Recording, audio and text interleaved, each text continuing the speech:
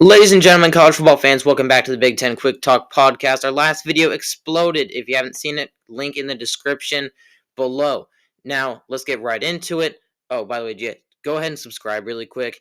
Subscribing really helps out the channel. Gonna cut the BS now. Let's go straight into it really quick. A general comment that I want to make. This is not actually what the Big Ten is doing. This is my attempts to help write a really boring Big Ten alignment where it is right now, where you just have the top two teams play for the Big Ten championship. Everyone's in no divisions. Everyone's just doing whatever they want. It's just one big conference. There's no divisions. There's no anything like that. This is my chance to remedy this, and this is my attempt to remedy this. So let's get right into the actual comments here. All right, let's start off the show today by answering a comment from Cypress. Thank you for the comment, Cypress. He writes, why not take out the loose fat in schools such as Rutgers, Maryland, and Indiana and the like, and bring in better competition? Now, I held this view for a long time, but I've since changed my mind, and I would argue now that these schools are actually a necessity to be kept in the Big Ten Conference because you need that balance of power. You cannot have a conference that has top 20 that has a top 15 top 25 talent in every single team that it has. It's just not possible to maintain, in my opinion, and you need these these teams that aren't good by Big Ten standards to give these middle tier teams such as Minnesota, Illinois, Nebraska to an extent. Take these schools, they're playing murder's row every single week. If we take out these teams, they're already playing Ohio State, Penn State, Oregon, Washington, Florida State, in my view, and then on top of that, add teams. I'm assuming like North Carolina, Notre Dame.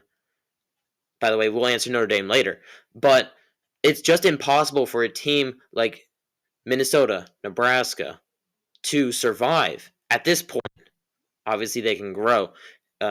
I forgot to throw in Illinois in there, but yeah, they would be in there as well. And we need in this conference to have a bottom tier. And I'm not saying that Rutgers, Maryland, and Indiana are that bottom tier. It could be any team in this coming year, just right now as we see it. And this isn't all about football. This is not 100% football that I'm talking. This is about 75% football, 25% the other conferences, the other sports, because basketball does play a pretty big role in this. I'm not going to go too far into basketball. We will answer that question a little bit later. But you look at these schools, Maryland and Indiana, basketball powerhouses. They're not great at football, but they're basketball powerhouses. And Rutgers is getting better at football. If, as I detailed in my top 3 sleeper Big Ten teams video I did about a month ago, Rutgers is ready to break out under Greg Schiano, and they're going to be pretty good this next year. From our next comment here, shout out to Nothing But Milk for the comment. He writes, the Midwest Division is mediocre at best and pure garbage at worst. That's about the first half of his comment, so let's just take that. First of all, guys, don't just give me a comment without any basis for it. Don't just shoot down something and just have nothing to put back up. So just give me a reason. That's all I'm asking for. Give me a reason why it's mediocre and pure garbage at worst. So I'll give you my reasoning why it's actually a pretty darn good division. You look at the 5 teams that I put in there: Iowa, Nebraska, Wisconsin, Minnesota, and Northwestern. Let's look at these teams. Iowa is already there at a 9-10 win team. The schedule probably gets a little bit harder. Knock it down a win or two. They're still an 8-9 win team. And they get a half decent offense, they're right back up to 10 wins. I guarantee you. If they have a C grade offense, they have a C plus grade offense, they are right there, and they are winning in style too. Nebraska has a great future ahead of them with Matt Rule. That second-year jump, that third-year jump. It's happening. Happened everywhere else Matt Rule has been, and it's happening here. They have a tough, hard-nosed defense. Top 10 defense in the country. Last year, I think it ranked 11th. They returned 8 of their 11 starters. 8 of their 11. I think it's 7 of 11. My bad. And they're going to be right there again this year. And they got that 5-star Dylan Raiola, man. Wisconsin, with Luke Fickell, just got the best linebacker out of the portal. Are you kidding me? at a place desperate of need, and they're going to be running that air raid offense with Tyler Van Dyke. Sign me up.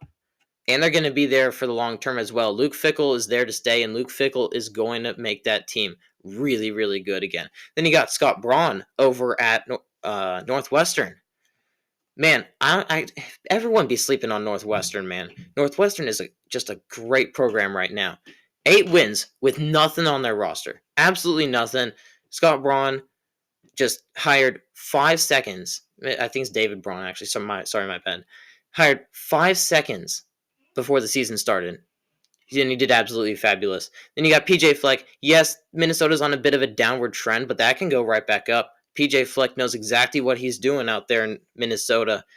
You just got to recruit a little bit harder, in my opinion. Kind of slacking, So I think that the Midwest Division, and this isn't looking at it right now, because right now, yes, it is a little bit mediocre if you put all these teams into a division. But you look 3 or 4 years down the road, I think all 5 of these teams could be above average to really, really good.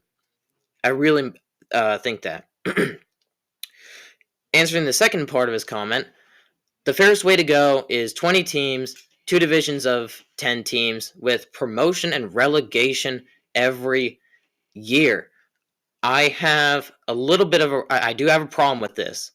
My main problem here is this system is entirely fluid, meaning there's an ever-changing conference, and I just don't like this. It causes too much confusion for the common fan, and the Big Ten needs stability, not fluidity. The Big Ten, it doesn't matter what system they want to put in place, whether they have the system right now, the system that I suggest, whatever, or just another system, whatever system they suggest for doing the Big Ten conference, they need to have it be a stable thing. This is too much fluidity, just too much promotion and relegation, too much topsy-turvy. It's just not the answer here, and it doesn't look good as well. So you need stability, not fluidity.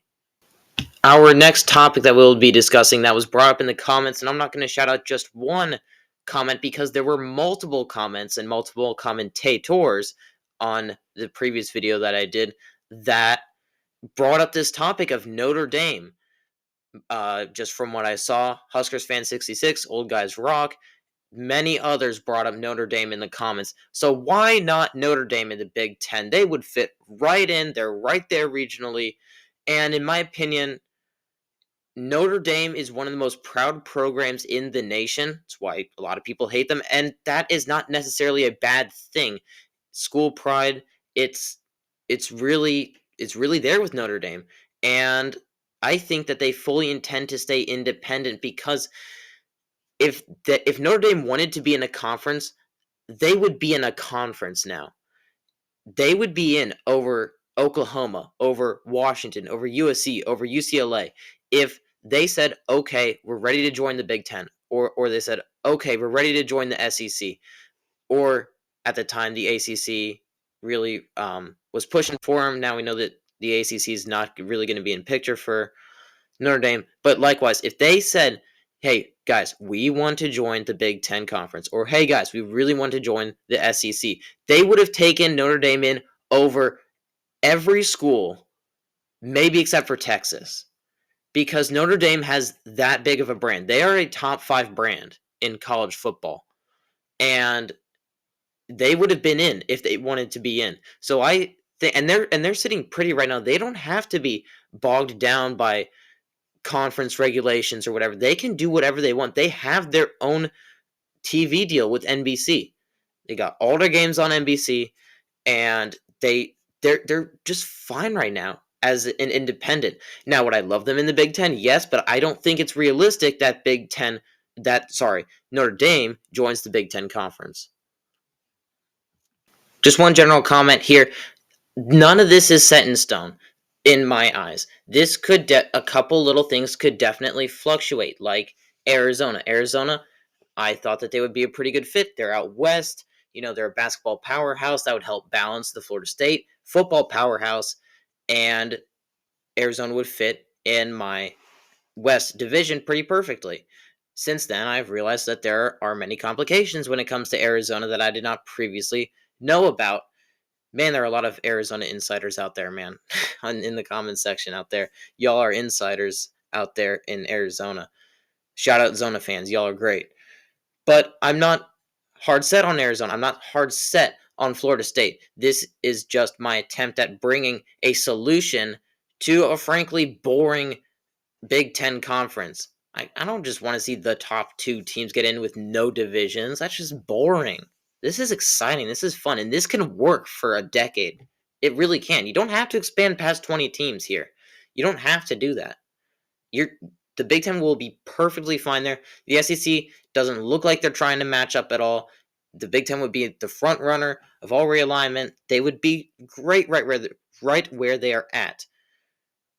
All right, that being said, I did say that I would bring you guys the rivalries that I would suggest in this, and I would talk about those, but I had to do this video answering your questions and misconceptions on this realignment that I put forth. So we hit that like goal of 50. Again, I will for sure drop this out to you guys in the next coming week. Be sure to subscribe.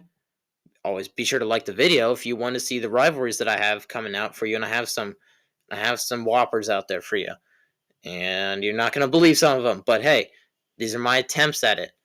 So go ahead, drop a comment. Always just subscribe. Subscribing is the best way you can support the podcast, and I'll see you guys in the next one. Peace. Ladies and gentlemen, college football fans, welcome back to the Big Ten Quick Talk Podcast. Our last video exploded. If you haven't seen it, link in the description below. Now, let's get right into it. Oh, by the way, go ahead and subscribe really quick. Subscribing really helps out the channel. I'm going to cut the BS now. Let's go straight into it really quick. A general comment that I want to make. This is not actually what the Big Ten is doing. This is my attempts to help write a really boring Big Ten alignment where it is right now, where you just have the top two teams play for the Big Ten championship. Everyone's in no divisions. Everyone's just, doing whatever they want. It's just one big conference. There's no divisions. There's no anything like that. This is my chance to remedy this, and this is my attempt to remedy this. So let's get right into the actual comments here.